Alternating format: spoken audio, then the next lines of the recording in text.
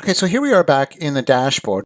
So this is a new empty account that I've created specifically for the purpose of showing you how to set up groups. So we're going to go into lists here. So I previously suggested just have one list, but if you need to have more than one list, groups will apply specifically to a single list. And they're essentially a way of putting people into folders inside of a list. And an individual subscriber can be in more than one folder or more than one group. So we're going to choose this e-commerce email mastery list.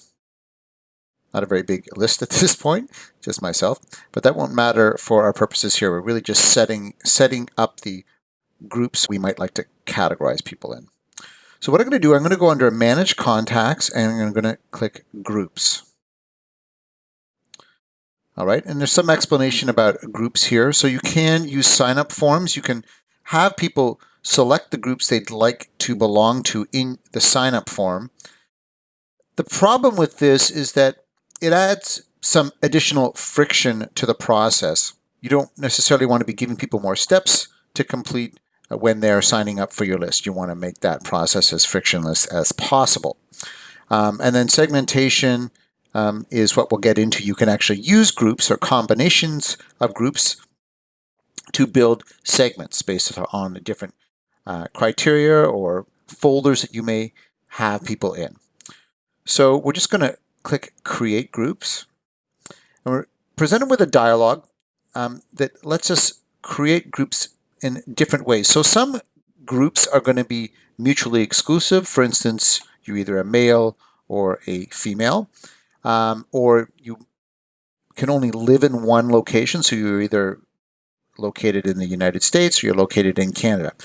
Other groups, for instance, a group around brand preferences, you could belong to a number of subsets of that group. You could be interested, if you're interested in shoes, you could be interested in Nike and Adidas and Puma. You could be interested in all three of those.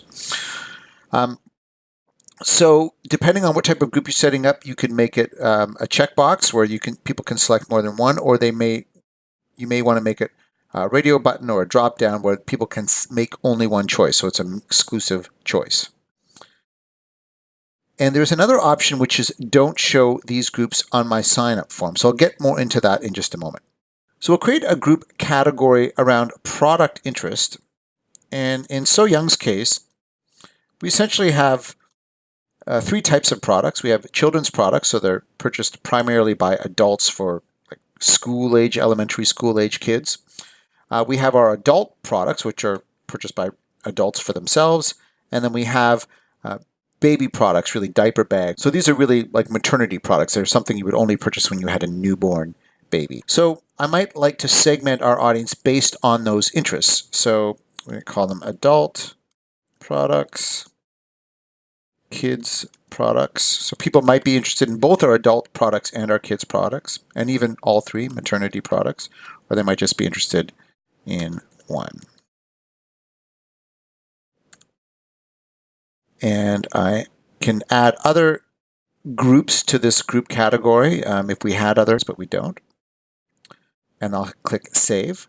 And now I have the option to import subscribers to these groups inside of this group category.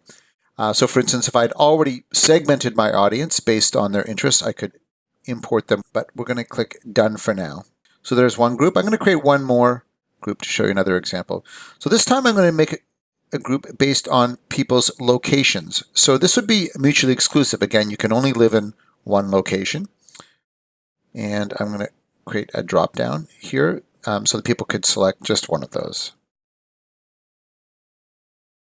And the three locations would be Canada, United States, and we also have international subscribers. So technically we do not ship internationally, we only ship to North America. However, some people still like to sign up for our email list, so we might like to know that they're not in either the United States or Canada. Maybe down the road we'll begin shipping to other parts of the world. So again, I'm going to click Save here. And Done for now. And now we have two groups.